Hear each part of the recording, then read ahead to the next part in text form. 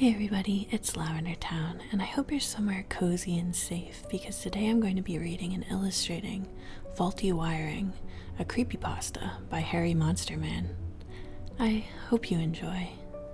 It wasn't long ago that I noticed a strange noise coming from the air conditioning unit in the wall of the living room.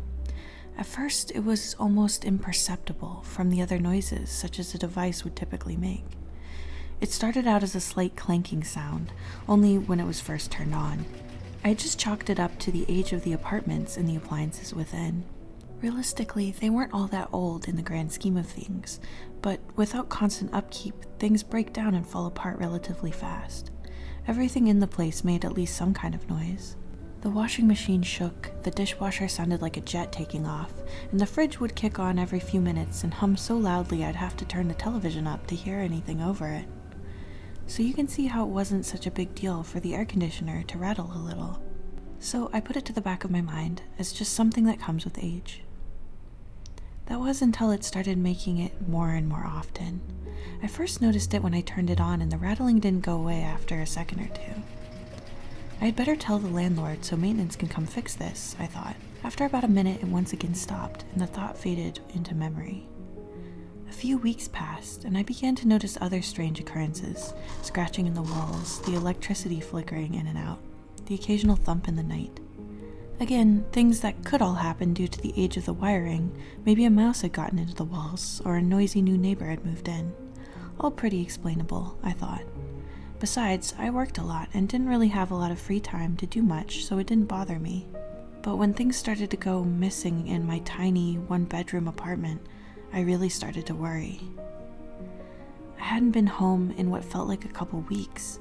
Between work and friends, I was barely there at all besides to sleep and bathe. I figured I should do a thorough search of the place and see where my things could have gone. The TV remote, a calculator, several pairs of socks, and one shoe were apparently misplaced. So I went through room to room, which really was only 4 rooms, and searched high and low to find my things, and as I did this, I noticed more and more small, ineffectual things were also missing. Strange, I thought. Where could these things have gone? I hit the power button on the TV and sat down in my once familiar armchair, now a stranger in my own forgotten home, and I noticed something. The TV wasn't on. I flipped the light switch up and down, but nothing. Oh, for God's sakes, this is getting ridiculous. I got up and twisted the knob on the stereo. Nothing. I went around and tested all the appliances to see if they were all still functioning. To no avail, as not a thing in the place was still working, except, strangely enough, the increasingly loud air conditioner. It came on with a loud rattle and ran that way for several minutes until it sparked. I heard a loud pop, and then it too died. Maybe the power's out and it will be fine in the morning, I thought half-heartedly. I had a hard time sleeping that night. The neighbors were especially loud, and the being without power made me nervous. I woke up the next morning to find that the power was still out. I took a shower, got dressed, and went over to my neighbors to ask if they were having similar problems. I knocked loudly several times, but no one answered. I decided enough was enough and went to the maintenance office to complain and hopefully resolve the issue.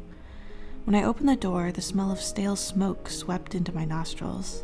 The place was a mess. Papers and ashes all about the desk, peeling paint, smudges on the windows, and a TV with only static bolted to the wall. Sitting behind the desk was a thin, graying man who looked as if he hadn't bathed in a week. I told him about how everything was suddenly not working but the AC unit, until it sputtered its last. He gave me a sarcastic look, and with a gruff, he grabbed his toolbox and followed me back to my apartment.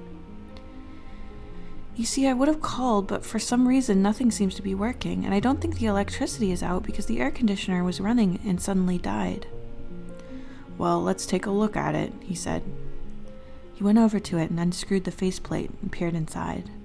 He clicked his flashlight on and went to work, unscrewing and checking different things when he stopped suddenly and pulled out a tiny thing attached to a cord that didn't look like it belonged. He looked at me with a raised eyebrow. This yours? I couldn't even identify what he was holding. I don't believe so. What is it? It's one of those little spy cameras. You haven't been having people over and secretly taping them, have you? He gave a sly grin. No, What the hell was that doing in my home? I was getting scared and a little irate. He shrugged. Well, let's see where this wire goes, huh? He followed the wire with his hands and stopped to look inside. There's a little hole in here. It goes into the wall. He pulled out his hammer and got to work taking chunks out of the drywall and following the cord. I was really starting to panic. Who put that there? Was this dirty old man watching me? Are there more of those? All these things went through my head as I watched him work. Well, that explains a lot, he said under his breath. What? What is it? I exclaimed. Looks like somebody rewired your outlets over here. He backed away to show me what he was seeing. But why? My guess, stealing your power. You sure you didn't notice anything? His calmness put me on edge.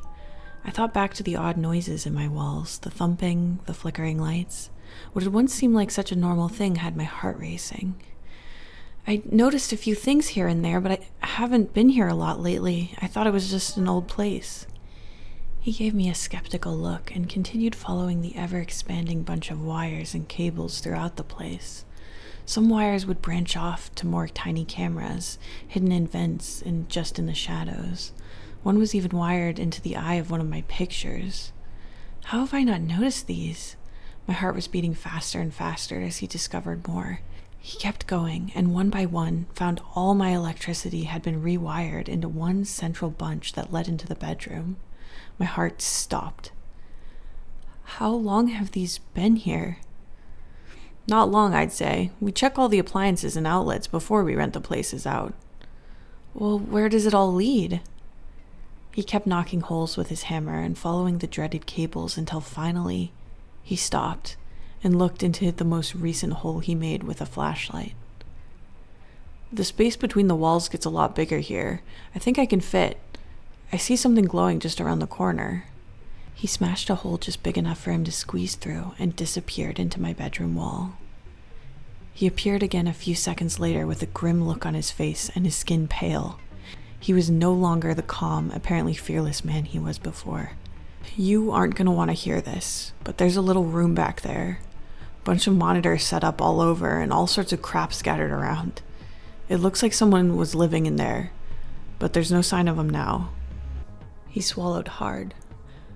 This place is starting to freak me the hell out. If I were you, I'd move.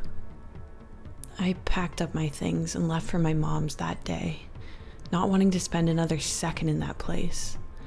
Over the next few days, the police came and investigated the whole scene. They found 20 different monitors, all linked up to VHS players in that room in the walls. Surprisingly, though, no tapes were ever found, and neither was the person who'd been watching me all those nights. A few weeks had passed, and a box arrived on my mother's doorstep. It was unlabeled, but inside was all the little things that had gone missing in my apartment. I also found a dirty, ripped piece of paper with a barely legible message scrawled on it. It read, "I like your new place much better."